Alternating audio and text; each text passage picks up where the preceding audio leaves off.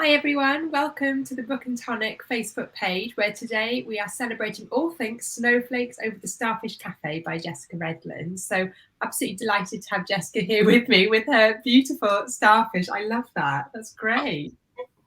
You've got your starfish. I've got my attempt at snowflakes on my jumper. I don't know if you can see them. So that's we're all on theme. So all of this week we've been celebrating your brilliant novel, Snowflakes Over the Starfish Cafe, with our first ever Bold Book Club read along, which has been going on across Facebook, Twitter and Instagram. Just look at that beautiful cover. But before I even get to say anything else, I need to introduce our wonderful guest, Jessica Redland, who's the author of Snowflakes Over the Starfish Cafe. Jessica is a best-selling novelist of uplifting women's fiction, full of love, friendship and community. And I'm delighted that Jessica's here with me today. We're going to go through all of our book club questions from the week, a bit of a recap on the read along, and also I've got some exciting competitions to tell you about. But first of all, welcome Jessica. How are you today? I'm very good. It's very frosty where I am today, so it's cold. And I was just saying to Nia just before I came on, we had a friend stopped round unexpectedly to drop off a birthday present for my daughter, whose birthday's on Sunday. So I was kept on the doorstep, socially distancing, chatting to her outside for an hour. It was freezing, and I haven't been able to do my hair, so I do apologise. I have slightly messy, still slightly wet hair from when I washed it this morning. But other than that, feeling good. Last day of school for my daughter today, and I think I've nearly done the Christmas shopping.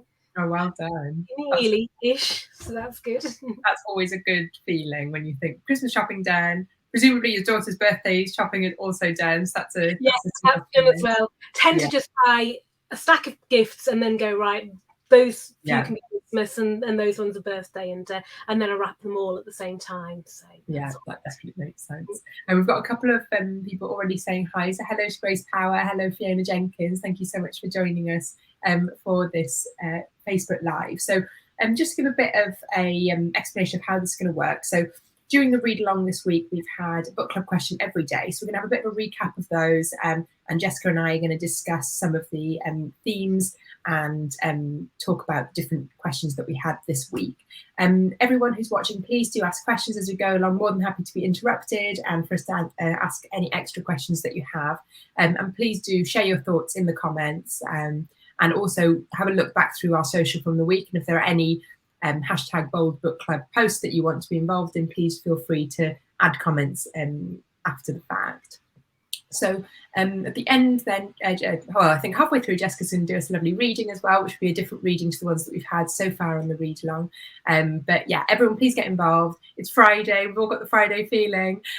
So please ask lots of questions, and I'm really excited to talk about this brilliant book with you. So to give a bit of context, my name's Nia Bynan. I'm a publishing director at Boldwood Books, and I edited Snowflakes Over the Starfish Cafe. So Jessica and I have worked together now on, this was our 13th book together, and which is unbelievable. And we're just about to wave farewell to our 14th book, which is the sequel to Snowflakes Over the Starfish Cafe. So we'll not give any spoilers, but we might mention that a little bit as we go along. So I think probably best to dive in. Jessica, do you want to introduce what Monday's question was on the read along? So thank you so much to everybody who has been joining in the hashtag Bold Book Club read along. It's been a thrill to have been selected for the first one, and I've loved seeing all the comments. So I just have to catch up on yesterday's on Instagram a bit later. So Monday's question was, what do you think are the main themes of Snowflakes Over the Starfish Cafe? So obviously, as my editor, Nia reads absolutely everything that I write several times over and provides comments. So Nia, what did you make of the main themes? It's there's so much actually to talk about with Snowflakes Over the Starfish Cafe, because what you do brilliantly is you have that sort of balance between, it is a heartwarming, romantic winter story, of course it is, and all of your books have those sort of elements. But you're never afraid to tackle the more difficult subjects. I think that's what always makes it such an interesting read, particularly for a book club, because I think there are so many themes that we can draw on. But I think the one that, there's sort of two that I wanted to pick out particularly. One is around family legacy, because I think that is so prominent in this novel in particular. Our main characters, who will come on to it later, have obviously experienced loss, and I think how they look back on their family's legacy and how they then move forward with their lives, without that family, and how they continue on their legacy, I think is really interesting. And I think the second thing then is around courage. So I think, having the courage to overcome that adversity, and having gone through, the terrible family troubles that, both of our main characters go through, I think having the courage to then overcome that adversity and move on from that is really key. And I think that, that's something very relatable, and it doesn't necessarily mean that you've had, family troubles in your life. I think everyone goes through times in their life where they have to have the courage to overcome adversity. No one's life is plain sailing, and I think that's just such a relatable theme, and one that I'm sure that everyone, really touched everyone's hearts when they read. So yeah, I think those are my sort of two key ones. Thank you. I love those, which are very much kind of what I had in mind when I was writing it, and certainly that family legacy in the way that. I was going to say Samantha, she's in Hedgehog Hollow. Holly runs the Starfish Cafe. It's all about the way that her mum set up that business to be somewhere where it was warm, friendly, like a community. And we'll talk a little bit later about the setting. But that family legacy idea came across very strongly there. It's interesting because some of those points that you've picked up are absolutely, when I read reviews, they're the sort of things that readers do pick up on that they really love, and I get several messages from readers or listeners saying that they've been through bereavements themselves or difficult times, and that it really captured what they were thinking and captured the idea that Christmas maybe isn't a happy time for everybody. Some find it a little bit more difficult, and they really appreciate a book that does address that, because they often feel guilty that actually Christmas is hard for them when they feel they should be having an amazing time. So love getting that feedback, although I do have just one or two reviews where people say, oh, it's not realistic for people to have had so many bereavements, that just doesn't happen. And you think, actually, things like this do happen. Otherwise we wouldn't write about them. Fiction is based on what happens in reality, and so to those reviewers, it's fortunate that they haven't been touched by a tragedy like that, but it's not unusual for people to have been, and quite often when somebody's suffered one tragedy, there happen to be a couple of others on the back of that. And so I think particularly what you said there about particularly around Christmas time, because, and this is something you pick up on some of your other novels, when particularly Starry Skies at the Chocolate Pot Cafe, Christmas is always the happiest time for everyone. And I think even though it is wonderful and joyous and festive and, we love it, there are some people who it isn't that time of year, and it can bring back memories of, terrible things that have happened. But also the time of year, it's just seasonally, it's winter, more people get ill at winter, and, that is, so it is not uncommon for, people to have family bereavements around this time. So I think, you handle that really sensitively, and you really balance you tread that line between obviously the joy and the wonder and the coziness and happiness of Christmas, and then obviously the that it's not like that for every single person. But what you do in this novel as well, which I think is lovely, and I think that I've definitely seen come through in the read along, people have really enjoyed your sort of quotes that have come through the novel, your almost sayings that have come through, and I think those really reflect the themes as well. And my favorite one was definitely Holly's message that she received from her mum, which is keep dancing in the rain, and if you stumble, make it part of your dance. And I think that really, I just smiled so much when I read that, and every time I see, having read the book many times, every time I see that, it makes me smile. And seeing it come through in the second book, which I've just been reading, very luckily for me, I think that thread carries on, and I think that's really lovely. I love it. It's one of these things that I do love, that idea of the wisdom being passed down through generations. And it's certainly something in the Hedgehog Hollow series I also have, where Samantha's Gramps has a saying that I'd never come across before. The fragrance always stays in the hand that gives the rose. The idea that if you do something nice for somebody, ultimately it will come back on you, and you will get nice things in return. And I carried that as a theme through the series. And I know some people who've read an early copy of A Wedding at Hedgehog Hollow have commented on liking that phrase coming back. And so in this one, that keep dancing in the rain, and particularly the second part, if you stumble, make it part of your dance, that makes me so happy every time I wrote it. But also quite emotional every time I wrote it and every time I read it, because it's such an important thing, and linked to that, and that Holly's mum often says, be grateful for the small things, because there is always somebody having a tougher time than you, and it might not feel like it, but it sometimes helps you when you are encased in your own grief or your own tragedy, to just think, I'm not the only one. There are others out there who are having tough times, maybe for similar reasons, maybe for different reasons, and to know that you're not alone in that, and to kind of move forward from that. My personal favourite quote is the one that kind of underpins one of the big connections in the book, The Are in a Lie, and it appears right at the front of the book, along with my dedication, and that's the "With courage, nothing is impossible." And again, every time I read my way through the book when doing edits, I'd always have a massive lump in my throat every time I came to that, because it's such an important message. It's a quote that the Are in a Lie founder, Sir William Hillary, made in 1823 when he was doing a call out to try and get some sort of institution set up to save lives at sea. So many shipwrecks were happening, so many tragic lives lost, and there were parts of the country that had lifeboat crews, maybe not quite as we know them these days, and he wanted to have something national set up and be able to save those lives. So going back to its roots, it's a really important thing, and it's still the motto of the Are in a Lie today. But it's so important for Holly's and Jake's story that they do need some courage to get over the adversity they've faced, but if you do just take that moment, really nothing is impossible. It might be difficult, but it's not impossible to get there. Yeah, and I think that both Holly and Jake prove that's true, and that you do a brilliant job of of that coming through. By the end of the novel, we see that having that courage can really bear fruits and bring happiness to their lives in the end. So I think that's really, really lovely. I've got a few more people just saying hi while we're at it. So Kim Nash is here. Hi Kim, lovely to see you. Jan is here. Jan Denham, Jenny Bono, thank you so much for joining us. And Grace Power is just saying, it is such an emotional read, which it really is.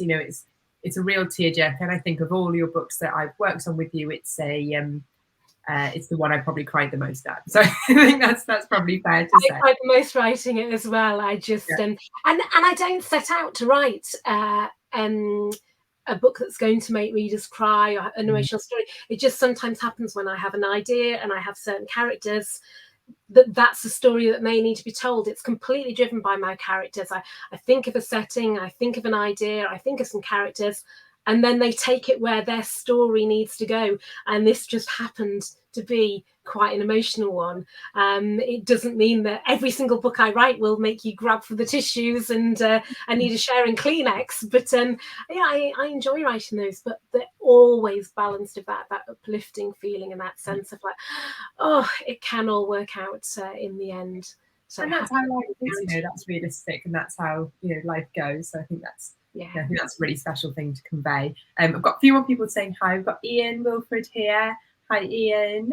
Hello to Sarah. Hello to Joy. Hello to Sarah Bennett. And hello to Sheila Riley. Thank you so much, everyone, for joining us. Jessica, anything else on the themes, or should we move on to book two? Question 2 of our book club. No, let's move on to the second one. Cool. Question number 2 for the book club this week was, do you think the setting of the Starfish Cafe comes to life? And what is it that made it so memorable? So I'll jump in here and start us off. So I think, you've got obviously different series, you've got standalones, you've got various parts to the world of Jessica Redland. And I think it was really exciting to start a brand new setting with the Starfish Cafe. And obviously originally when you submitted this book, the plan wasn't for it to be a series, it was going to be a standalone originally. But I just completely fell in love with this setting, and I could just see that there was so much more that we could do with it. And hopefully this will end up being a trilogy. Well, it will end up being a trilogy. So I think the big things for me, I think it's a magical setting. I think the view for me is just incredible. I think this is something, for anyone that's read Jessica's Hedgehog Hollow books, my favourite scenes are always when Samantha is sitting on the bench and looking out the meadow, because I think that is just such a vivid image. And in every book we make sure we have a moment where we have that in the meadow, because that, I think that's just such a special image. For the Starfish Cafe, I think we've got the equivalent with that view. I think, you know, out on that deck, looking out over the sea, and obviously you can see it, you know, we've sort of tried to convey that in the cover as well, you know, the idea of just going out there with a mug of hot chocolate, looking out over that stunning Yorkshire coast, I think is just so magical. And I think there's something, you know, about that for every season. And that's sort of, you know, we're going very much for seasonality for this series, because you can feel that, you know, in every season, going out onto that decking and looking out will have a different emotion and convey a different feeling. The second thing I love about this setting is the seals. You know, we've got this brilliant cafe, and going down onto the beach, we've then got the seals. And, you know, you do animals brilliantly, and we'll talk about animals a little bit later. But I think having those seals is just such a lovely added touch. I think that they bring a sense of community, a sense of personality. You know, they bring something very different. And again, this is something I'm very much living in book 2 at the moment. So apologise to anyone if I'm talking about book 2 all the time, because that's where my head is. But you know, they come out a lot more in book 2, the seals, and I think that that's really exciting, because, you know, they have got their own personalities and their own, you know, it's very different to Hedgehog Hollow. It's not a rescue centre, it's not a sanctuary, but they do very much play a big part, and they have their own personality. And then finally, I think just having that sort of touching distance from Whitspur Bay, you know, the fact that it is just around the corner, really. You know, we've got our characters from Whitspur Bay who do dip in and out, which we'll talk about later. And I think the fact that it's, you know, it very much feels like a natural extension of Whitspur Bay, which I think is really special. And I think particularly for your loyal fans who've read all of your books, you know, I think that's a real treat, because it's a brand new location. But for anyone that knows Whitspur Bay, they've got that sort of inside knowledge and that sort of extra insight. So yes, I love the Starfish Cafe. I think it's a brilliant setting. Jessica, could you tell us a little bit about, you know, how you created the setting, and, you know, whether you see it as a character or not? You know, what's your feeling about it? Yeah, it's the idea of the setting being a character is one that a concept that I love when I first came across that when studying writing. And I think particularly in the genre of books that I write in romance and contemporary women's fiction, it's so important, because it's all linked to part of that community feel. So you get a sense of being there as if you're in the book, as if the people who we're talking about are your best friends, your neighbours, your family. And my settings are so important. In fact, my settings are often what starts the story. I start kind of setting, character, and then take the story where it's going to go. This particular setting, interestingly, appeared originally in Coming Home to Seashell Cottage, which is the 4th book in the Welcome to Whitspur Bay series, telling Claire's story. And if anyone's written that, I wrote that. You wrote that. If anyone's read that one, this is without any spoilers giving away. Claire and Elise meet up one day. Claire has something she wants to confide in Elise, and they arrange to meet at a cafe. And originally, because that series was reissued through Boldwood, originally I had a cafe called The Stuffed Bun, and it was in the same location, and it was, you know, cliff top down to the beach and everything. And I'd started to write a story based in The Stuffed Bun a few years ago. And when we were re-editing, I said to Nia, I'd really like to continue and revisit this story, but I'm not sure whether The Stuffed Bun is, maybe I just randomly picked something that sounded foodie-ish when I created that, not thinking I'd ever revisit it again. And so I said to Nia, should we come up with something nautical that maybe fits in better? So we had this huge page full, didn't we, of all different names, and shack, cafe, nook, all sorts of different things. And we decided we really liked the Starfish Cafe. And I think having then given it a name, it just took on a life of its own. So it appears then, when we re-edited and reissued in Coming Home to Seashell Cottage, it appears properly as the Starfish Cafe. It also appears in a scene towards the end of All You Need Is Love, if anybody has read that book. So Gemma and Sam visit there, and then it really took on its life here. And I'll just hold up the cover so you've seen it bigger. The actual Starfish Cafe here isn't how I originally described it in the book, but when we were coming to do the cover design, Nia had briefed our cover designer, Debbie, and she came back and she was struggling to find some images that kind of matched what I had imagined. And we were looking at them going, oh, they look a little bit alpine-y, not sure. But this particular one just absolutely captured me. And I thought, whilst it's not what I described, I love it. And I knew the Starfish Cafe was surrounded by pine trees, and I knew it was on a cliff at the top of a beach and a lighthouse opposite, and just went back and said, actually, we could do something with that. It could work as a setting to have it as a bit of an alpine setting, and therefore the inside became a description of pine and a cuckoo clock and all sorts of things like that. And it just worked so well with that. Every time I write a scene in the Starfish Cafe, I am there. I suppose I transport myself even into being Holly, and I can picture myself stood there. And as Nia says, the view. Oh, I can see the sea twinkling. I can see the stormy skies. I can see the sunsets, the sunrises, the firework displays, because quite a few of the chapters at the beginning are set on bonfire night, and we see a series of bonfire nights that are quite different as things change in Holly's life. So again, I can imagine I'm standing on the terrace and seeing the fireworks going off at the coast over Whitspur Bay Castle, and it just feels like a really magical setting. So yes, was going to be a standalone, but couldn't let that setting go. As is nearly always the case, I suddenly have a character who crops up who goes, I've got a story to tell, will you write about me as well? So we have. I love it. We've had a question from the audience, Jessica, from Emma Murray, who's just asking, is the Starfish Cafe based on a real one? Oh, great question. No, it's not. I wish it was. I would love to visit it. Completely from my imagination, that one, and from thoughts then that were triggered by seeing it on the book cover. But gosh, I would be there quite a lot. In fact, I think I would be tempted to write in there if it was a real cafe. The location itself, where I describe it, is a real location.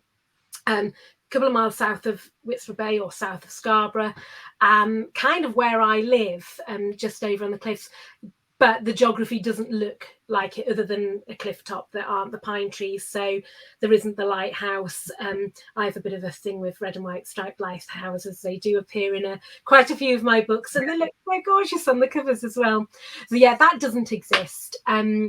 But the Seal Haven, that does exist. That's Ravenscar up the coast towards Whitby, which I visited before, which is down a very steep path. You need to have quite a few stops coming back up to catch your breath. But it's amazing. There's just seals everywhere, resting on the rocks, resting between the rocks. And so I kind of captured that idea and brought that in for the beach and the seal sanctuary there. But yes, I really wish it was real, but no, it's real in my head, but not in the real world. And Sarah Kingsdorf is just saying, in her mind, the setting of the Starfish Cafe slotted onto the end of how she pictured Whitspur Bay. Oh, that's lovely. Yeah, I think it works really well as an extension of that. And I know loads of people are big fans of Castle Street, and Castle Street does get. Now I'm going to start mixing up my books now. It gets mentioned, I think, briefly in the first one, but then it definitely does get mentioned in the second one. And Tara. In fact, yes, new character Tara does go to Castle Street as part of the second one.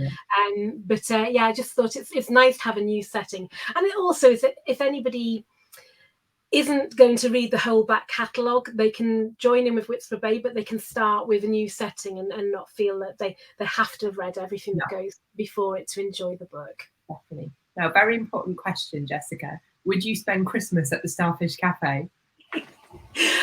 Oh, I would. Yeah, I mean, it's so magical with the tree and the fairy lights and all the beautiful decorations, and particularly because a lot of those are made from driftwood by Holly, and it just absolutely magical. Although I did laugh because somebody on one of the book club questions had put something like, yes, I would love to, although quite a lot of bad luck seems to happen to the people who were based there, so maybe not. And that did tickle me. I promise nothing bad would happen if you spent Christmas there. What about you, Nia? Would you like to? Imagine it. I just think like hot chocolate, cozy, all the baked goods. I mean, it would just be amazing. It would just be so magical. And then looking out on that view on Christmas Day, imagine it, just be so beautiful. It'd be amazing. So nice. Cool. So now we're on to our third book club question of the week, which was, who was your favourite character in Snowflakes Over the Starfish Cafe? Shall I go? Yeah, go for it. I'm going to go for a bit of a fan favourite here, and we've already had a comment to this effect this afternoon, but I'm going to have to say Mrs. Sultana. She is just, I think she's genius, to be honest. I think she's an absolutely fantastic character. I think her backstory is brilliant. I think everything about her story is genius, and I think you did such a brilliant job of that. And, I think the special thing about setting a book in a cafe is you have the comings and goings. You've got the people coming in and out, you've got the characters, obviously our main characters who function there, but then we've also got these, your members of the general public that come in and out, and that, really sort of breathes life into the cafe. And that's something that I think is so important with books that are set like this, is, bringing in that human life from outside of our core story. And I think with Mrs. Sultana, you do an absolutely brilliant job of that. Thank you. And we've had Grace completely agrees with me. Love your customers in the cafe, particularly Mrs. Sultana. So we're definitely on the same page with that one, Grace. I think that she's just an absolutely brilliant character, my absolute favourite. Can you possibly pick a favourite, Jessica, or is that just too hard? For me, it's also Mrs. Sultana. I love Betty and Tommy. Yeah, who are former ballroom champions, and they always come every day except a Sunday, always dressed immaculately. Betty in a dress or a twin set. Tommy has his trilby on, shirt and tie. You can imagine kind of the old school gent, and they're just such a lovely, devoted couple. But yet, Mrs. Sultana, and it's interesting because I can't remember I don't think she was in the very first version, was she? And one of the bits of feedback that Nia gave me was that what was missing was that some of the customers that I had so well in some of my other books, but I had Betty and Tommy, but I didn't have more of a cast of characters. And you can't introduce too many because then it gets confusing, and of course, what value do they add to the story? But just adding that one extra person in, it was able to show something about Holly and her kindness and the legacy. It has this beautiful, poignant backstory, as you say, but also some humour to the element as to why she's called Mrs. Sultana, and that's something. And the story is because she sits and picks. I won't give why. I'll let you discover that. But she sits and picks the fruit out of a fruit scone. And she hasn't communicated with anybody. She's been coming to the cafe for about 5 years. The staff cannot get her name from her. She won't talk to anybody. She always orders the same thing: a large pot of tea, a fruit scone, and a flapjack, and then picks the currants or sultanas or whatever out the scone. They serve every single day plain scones, and Holly and the other staff often say, "Would you not rather have a plain one?" But she never does. And I'm not a massive fan of fruit scones. I love scones, and I will eat them. But if there's an overdose of sultanas in them, I pick them out, and so that's very much where it came from. But then it's been fascinating discovering how many people I know also pick the sultanas out, and how outraged our digital marketing manager Claire was at the idea that you could possibly remove the fruit from your scone. She was disgusted with me and Joe Bartlett when we were agreeing that's what you have to do with it. So funny. No, it's very rare that a minor character like that can make me cry, and Mrs. Sultana definitely did that. It was a such a special moment. Yeah, I couldn't help but cry. Sorry, Jessica, my throat is playing up. Anyway, what about your cameos? So you do brilliant cameos in all of your books, and I think that's something, if you're a Jessica Redland fan, then you are really sort of rewarded by having these cameos in all the different books. How do you go about that? Is that something you do presumably very deliberately? What's your sort of background on that? Yeah, it's a funny thing. I mean, I suppose it all goes back to when I wrote my very first book, which is actually the second book in the Welcome to Whitstable Bay series now, because I wrote a prequel book, but was my debut book, and that's New Beginnings at Seaside Blooms. That just started off as an experiment. Could I even write a book? And it was only meant to be a standalone book. But then I needed Sarah, the main character, to have two friends who had opposing views on what was happening to her in the story. And I introduced Elise and Claire, and suddenly they had stories of their own. So it became a trilogy. And then I wrote a prequel book that introduced one of the characters in Sarah's story. So I had a quadrilogy, I don't think there's such a thing, a series Yeah. on my hands. But then, because Seaside Blooms is on Castle Street, and that is a row full of independent shops, cafes, and businesses, there was a natural thing where there were going to be other businesses mentioned. And so in Seaside Blooms, the Chocolate Pot Cafe gets mentioned, and just in passing. And then in the next book I wrote after, which is All You Need Is Love, it's partly set in a teddy bear specialist shop called Bear With Me on Castle Street, opposite Seaside Blooms. And so Sarah from Seaside Blooms gets mentioned because they know each other, the business owners know each other. And it just started building from there, that it seemed natural the business owners would know each other. So as I've got further into it, and this particular book was the 10th one in the Whitspur Bay setting, they're not all in a series, they're just linked by the setting. It's really fascinating trying to decide which characters are going to make an appearance. Now, sometimes the characters surprise me and they suddenly walk onto the page and go, hello, it's me. And I feel like I need to put them in there. There's always a purpose for them being in there. So at the beginning of this, Jake goes to get some flowers to put on his parents' graves. He goes to Seaside Blooms and meets Sarah. But actually, because Jake lives in the old town, and that's where Sarah's Auntie Kay lived, his nana, who he lives with, is best friends with Auntie Kay, or was best friends with Auntie Kay before Auntie Kay moved away. And so there's kind of these little connections that if you have read the other books, they absolutely, it's like meeting old friends, as Nia says. You know, it's such a treat for those who are like, oh my goodness, there's such and such. But they make sense if you haven't read the others. They're not just randomly on the page. They're people who do make sense to appear there. Up to and including this book, Sarah appears in every single Whitspur Bay book.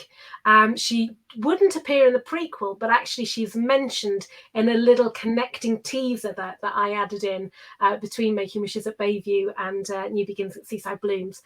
However, she doesn't appear in the second one, and that's the first time. And I'm feeling a little bit guilty that Sarah's not there, but there was no space in the story to kind of pop her in there. However, there are a couple of other cameos in the second one, and that's Spring Tides at the Starfish Cafe, which I think readers will quite enjoy seeing. And I like bringing them back. And what it is, I often get messages from readers saying, oh, what happened to Sarah and, won't give any spoilers, or, you know, what happened to this couple and what happened to them afterwards? Can you write another book? But the problem with writing another book, after you've got your characters to get there happy for now or happy ever after, is that in order for there to be a story, you've got to mess it all up for them again. And to be honest, I don't want to take their happy ending away from them. I make my characters work pretty hard for their happy endings. So I'm not going to then be awful and just go, do you know what? He's now cheating on you. And that just, it wouldn't feel right. But by having them as cameos, it gives a lovely opportunity to just show a little bit about what's happened to them. You know, maybe they've had children and that gets mentioned in there. So without having to have a disrupted story with them in, we do catch up with them and find out a bit that happens next.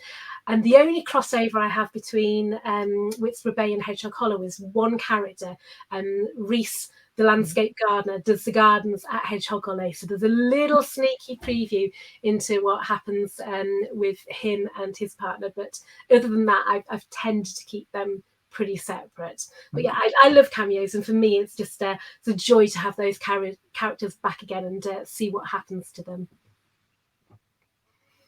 Love it. Sarah says you create a lovely sense of community in your books. I couldn't agree more. I think that's, you know, it's really, really special. Oh, thank you, Sarah. That's lovely. Actually, on the subject of cameos, Nia, I want to ask you, when you read a manuscript from me, because the way we work is I try not to tell you what the story's about, don't I? Because I like surprises. Read it from surprises, and it's sort of occasionally I have a problem with a plot, and I just go, I'm really sorry, I'm going to have to tell you this part. But therefore, when you read cameos on the page, you see all characters. How do you react? How does that make you feel? I smile. And I also always, as you know, I just can never resist. I always leave a comment saying hi. So Hi Reese, or whoever it is. And they nearly said who is the cameo in book 2, but yeah, I can never resist just putting a little comment to say hi, because I just love that. I think it's something really brilliant, and the fact that you've done it right the way from the start, I think is fantastic, because it means that every single one of your book has that. I've got to be honest, I hadn't noticed that Sarah's not in the second book of Starfish Cafe, so that is sad. But yeah, I don't know where she would have come in. Yeah, I thought about it and I thought, oh no, I'm breaking it. But then the reality is, at some point, she would have to not be in a future story.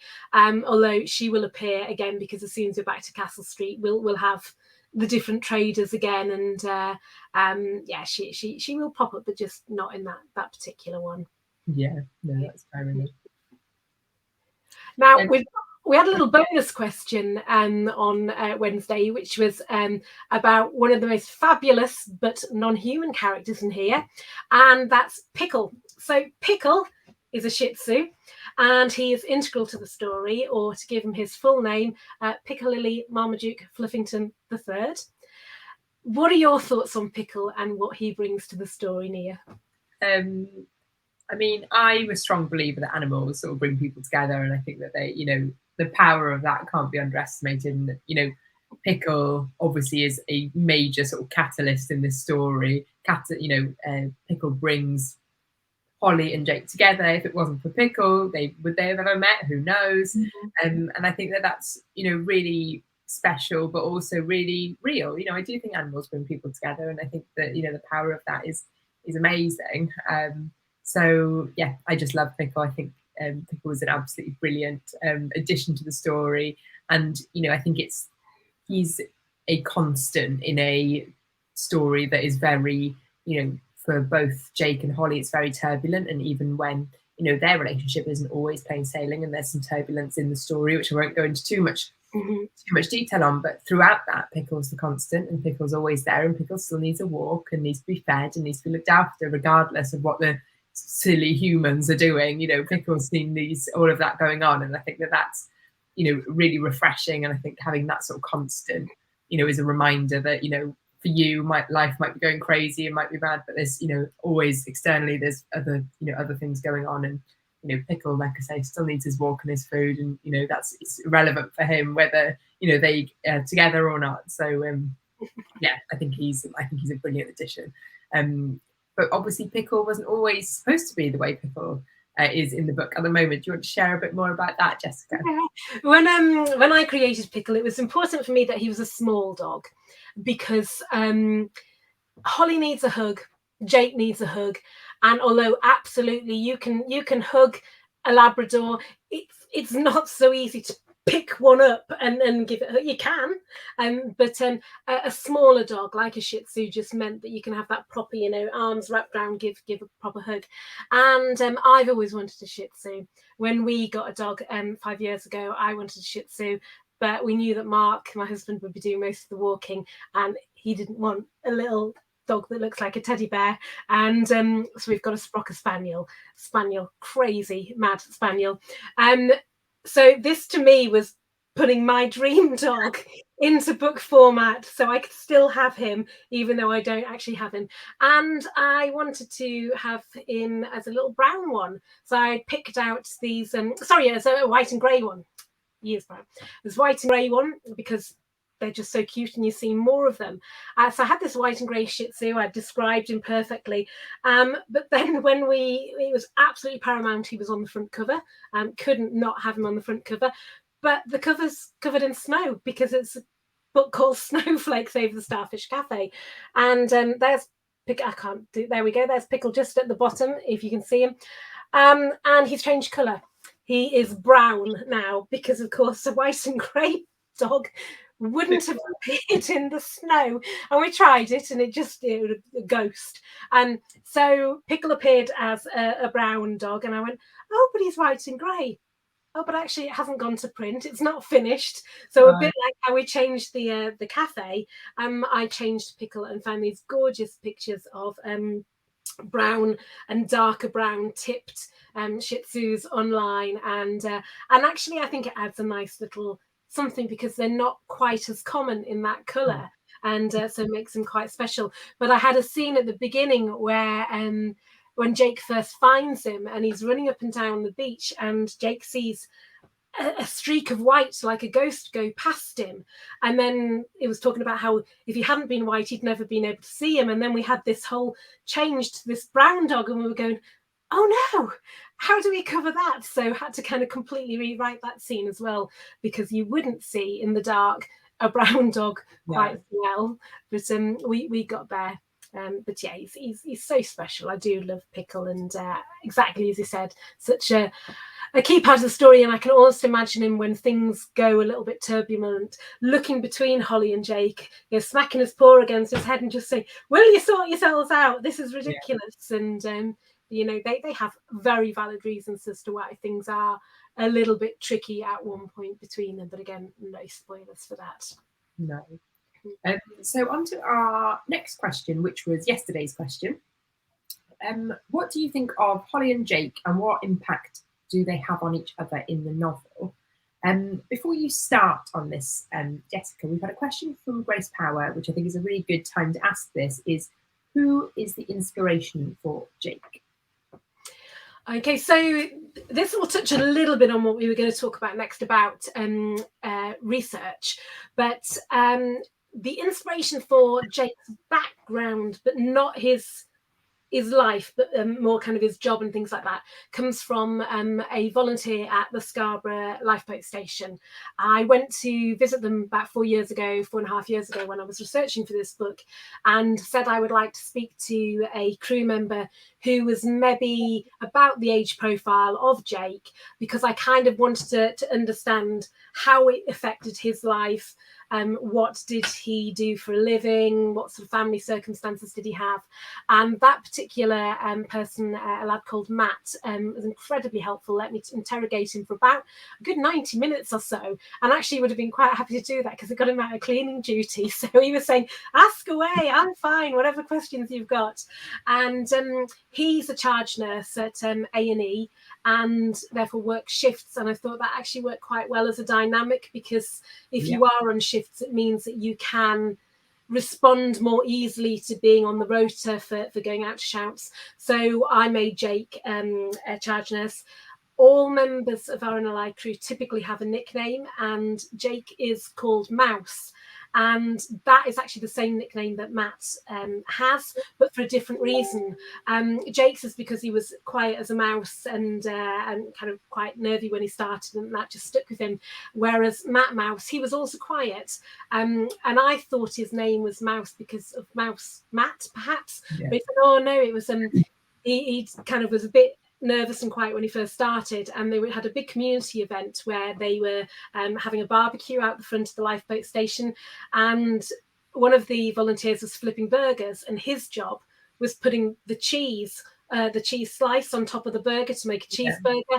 So because he was just working with cheese solidly for a few hours that day, they called him Mouse, because mice like cheese. I thought that was quite a complicated explanation to put into the book, so therefore I changed why Jake was called it. But yeah, that inspiration came from there.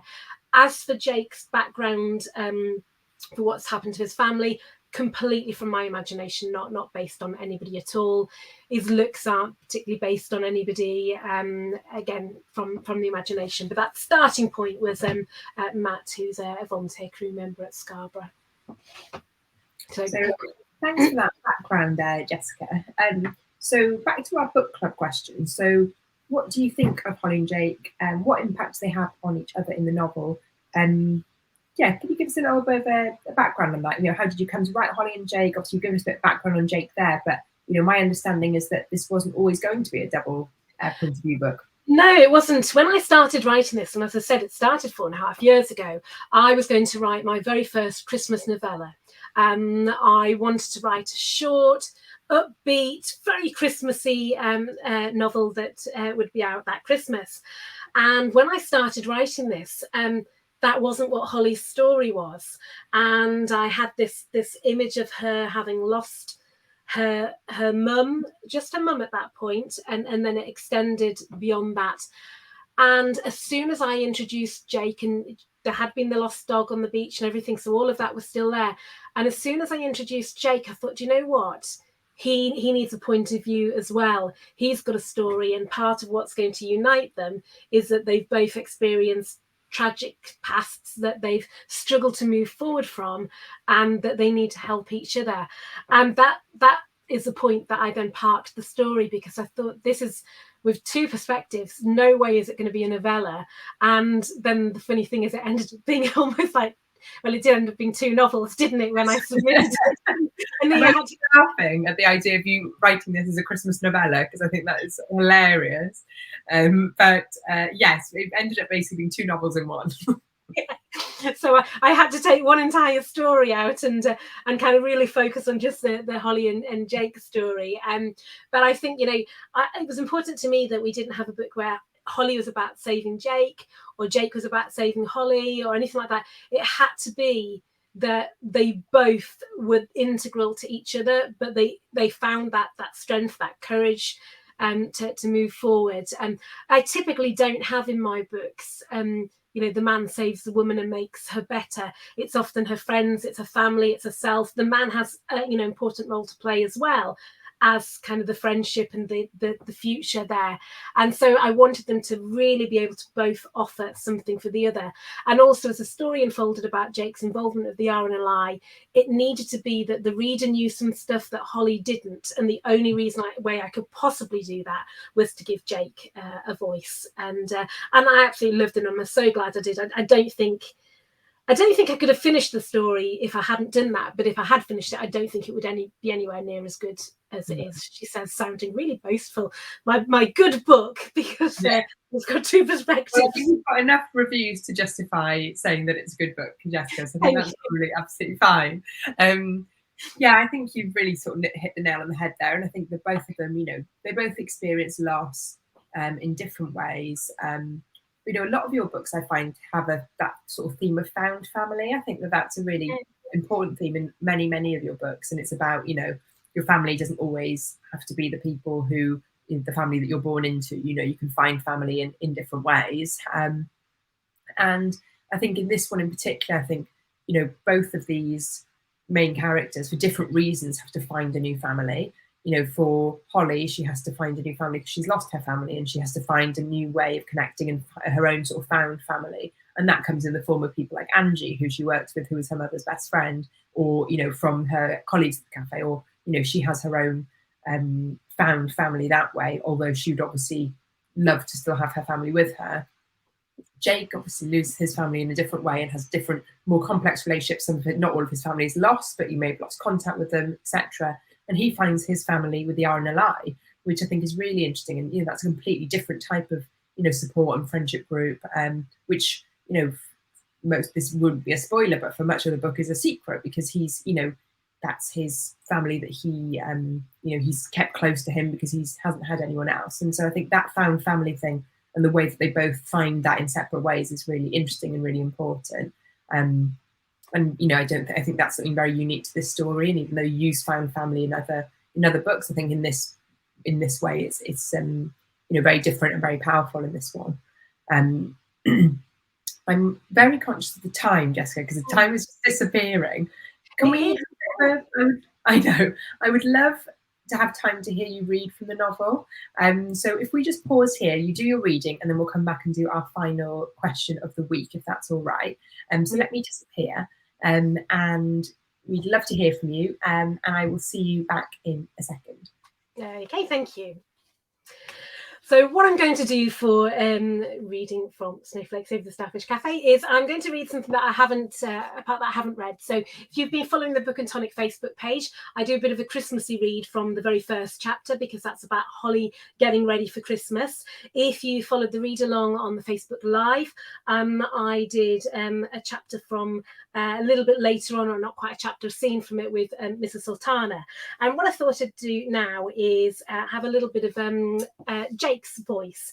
So we're really near the beginning, and there's a bit in chapter 3 about Jake going for a run, and we get a feel for his background and how he's not quite comfortable in his own skin, and he struggles with the time off between shifts because he doesn't have many friends. He doesn't really have stuff that he does, and so this is him just returning from his run. By the time I returned to Lighthouse View this morning, I still had no idea how I was going to spend the next 3 days. "Leave it with me. I'm sure he'll say yes," I heard Nana say as I pushed open the front door. "Oh, that's Jake home now. See you later, love." My 85-year-old Nana stepped out of the kitchen and into the hall. At 5'2", she was a full foot shorter than me, with a shock of unruly white hair that, no matter how carefully she styled it, always looked like somebody had rubbed it with a balloon. "What am I going to say yes to?" I asked, rubbing my sweaty face and neck with the hand towel she tossed to me. "We've lost our lift for tonight. Hilda Beckworth's come down with a migraine." "So you want me to drive you and Irene into town?" I asked. "Yes, please, if you don't have other plans." She raised her eyebrows at me knowingly. "You know I don't." "In that case, we thought you might like to join us for the talk." "Thanks, but no thanks. I'm not interested in an evening of poetry." "Poetry's at the end of the month. Tonight is." She paused and scrunched up her face. "It's something you used to love." I stopped rubbing the towel and stiffened.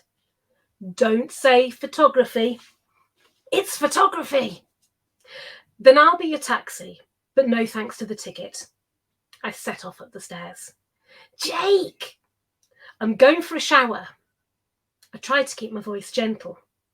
It wasn't Nana's fault. "Jake!"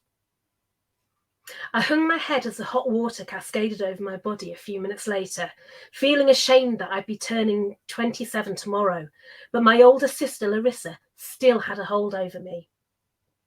Larissa had been 12 years old when I was born, and I was never in any doubt as to how much she hated me. Mum died from complications following childbirth, so Larissa blamed me for that. She used to nip me, pull my hair, call me names, make snide comments, tell lies about me, and generally made life awkward. She wouldn't have photos taken with me, not even when I was a baby. So there wasn't a single family photo featuring us both, which hurt Dad, because photography was one of his passions.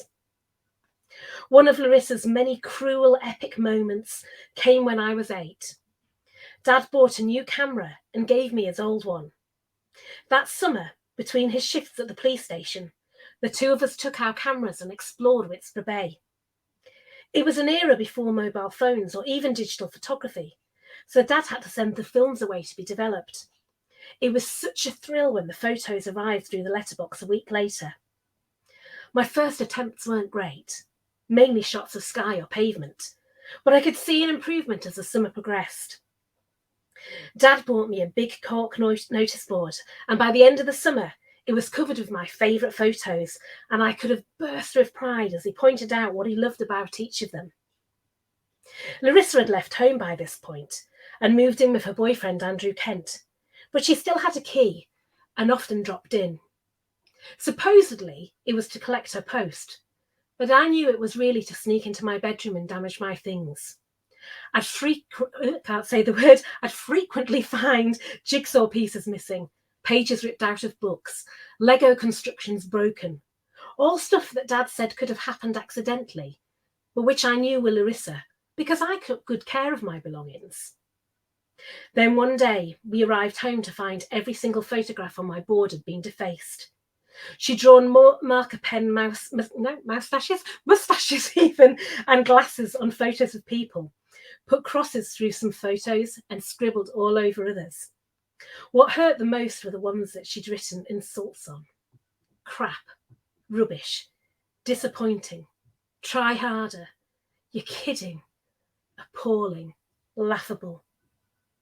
Larissa feigned innocence, but Dad was having none of it this time. He'd been exceptionally patient with her through the years of pettiness and awkwardness, but it was as though the vandalism was the straw that broke the camel's back.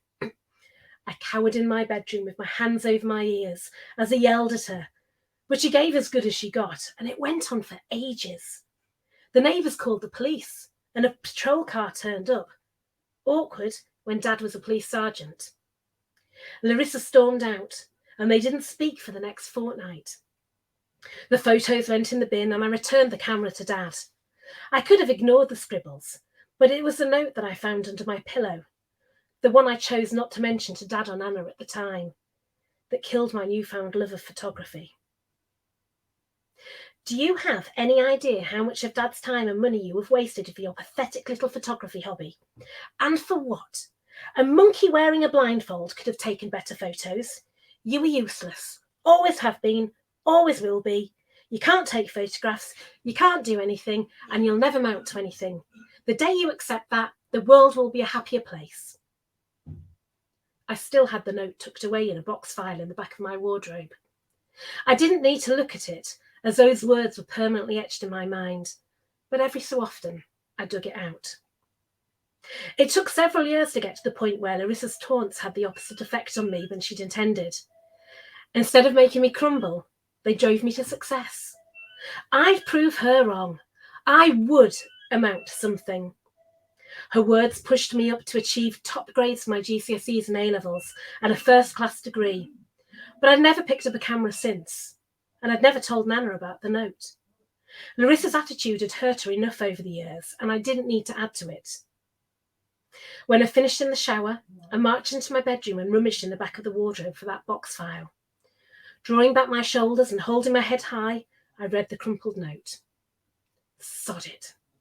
Nana, I called, running down the stairs in my towel. I've changed my mind. I will join you tonight. I think that's the right decision, love, she said gently. Don't let her win. Larissa's horrible. She's really, really horrible. That was a brilliant reading as always, Jessica. Thank you so much. So we've got 5 minutes to go, and I'd love to just pick up on our final question for the read along. For everyone who is sort of catching up on the read along, just a reminder, please do go back, have a look through. There are lots more questions we haven't covered in the live today that you can go through and answer. So this final question is to do with the RNLI, and obviously the amazing work that the RNLI do inspired your writing of Snowflakes over the Starfish Cafe. What influence does this connection have on the characters and the novel? Did you learn anything new about the RNLI whilst reading? And just, from my point of view, I think the biggest surprise for me and the biggest learning for me, really, I guess, on the RNLI piece in this novel is how much the volunteers do. I didn't think I necessarily understood or realised that it was so heavily volunteer run. I didn't realise that, a lot of the people who go out on these rescues have other jobs, other lives. Jake is a very good example of that. And I just think that's so admirable. And it's definitely made me think, whenever I see an RNLI station now, I definitely think of it in a different way. And I definitely, have an even more appreciation of what they do and sort of what sacrifices they have to make and the commitment that it is, because it's a huge commitment. And we see that very much in these novels. Could you share a little bit, Jessica, about your research and anything else you wanted to share about your decision to use the RNLI as a basis for this novel? Yeah, living by the sea, I'm kind of very conscious of the amazing work that the RNLI does. And I suppose I was brought up just a little bit inland. I was born in Teesside, and I learned to swim as a kid. A lot of people do, but I then progressed that to life-saving lessons. So all along, I've been aware of how important it is to have the skills to be able to save somebody's life, whether that's being able to tread water holding somebody, whether it's being able to rip off your pajamas and make them into a float and swim with them, throwing a rope, all these different things. And I used to take part in galas and different things like that, just locally. And so moving to the sea, then you become much more aware of it. And the big thing that we see around here is how wave dodging is seen as a sport, and I'm sure it must be great fun to be like, I'm down at the coast, I got wet, but actually it's not great fun. It's really, really dangerous. The sea, when it's a high tide, when the sea's overtopping, either because it is a high tide, a spring tide, or it's stormy weather, the power of those waves it's like a hand will come and grab you and sweep you into the sea. And there are so many tragic cases of this happening. And I just thought, in the same way that I've raised some awareness about the plight of hedgehogs and how we can help them, even if just a few people take a bit of a message away about how the sea is beautiful, but it's dangerous. Don't play with it. You can think there's just a little bit of spray coming, and then the next minute you get almost like a tsunami of a wave coming over you, and it will grab you and take you into the sea. And it's not just then the risk of drowning. It's actually hypothermia takes people more quickly than drowning would because the sea is so cold. And of course you get disorientated and you're tumbling, and then what happens is people jump in after you, and so many tragic cases. And if ever a dog goes into the sea, owner typically goes in after them, but actually the vast majority of times the dog will get out. Amazing how they do that. And we had an awful case in Scarborough a few years back where a guy went in after a dog in the area of Scarborough that's what I call the Bay Pavilion in some of my stories. And unfortunately the dog got out, but the man who went in, his owner, drowned.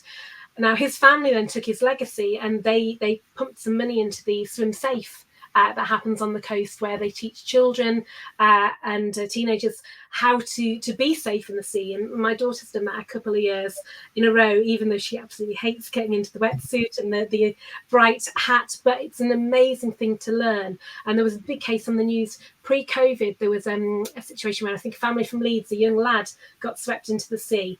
But he had watched the TV programme Saving Lives at Sea, and he knew that if you lay on your back in a starfish, then you're safer against the waves. And he travelled round the coast, and the lifeguards found him a couple of hours later after he'd gone missing. And having watched Saving Lives at Sea on TV about the work they do is actually what saved his life. He would very likely have drowned otherwise. And I just suddenly realised there's a connection. You lie on your back in a starfish position, and of course I have a starfish cafe. Not made that connection until now. So I just kind of wanted to be able to convey some of what they do. And as you say, the volunteers, the work they do is incredible. There are sometimes, not all lifeboat stations, there are sometimes paid staff there.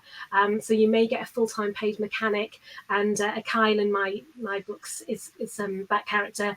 And sometimes the coxswain might be paid as well. Again, it very much depends on the size of the lifeboat station.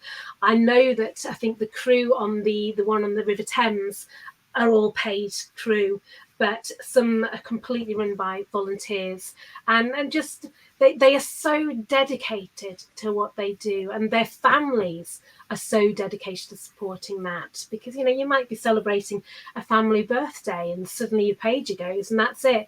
If you're on the motor, you're out the door and rushing down to the lifeboat station. So I found it fascinating to explore, and I love the fact that it's such, I build these communities. It's this eclectic mix of people from all sorts of different backgrounds, all different ages, who wouldn't necessarily mix for any reason, but then they join together as this family, as you said, with it being Jake's family. They join together and they just have this one kind of amazing mission. Ordinary people doing extraordinary things, and I'm just full of admiration for them. It really is astonishing. I think it's a really brilliant cause, and one that I think so many of your readers will learn so much from your books about the Iron Line. That's really brilliant. So I think that's a really lovely note to end on. Thank you so much everyone for joining us this afternoon. It's been an absolute pleasure chatting to you, Jessica.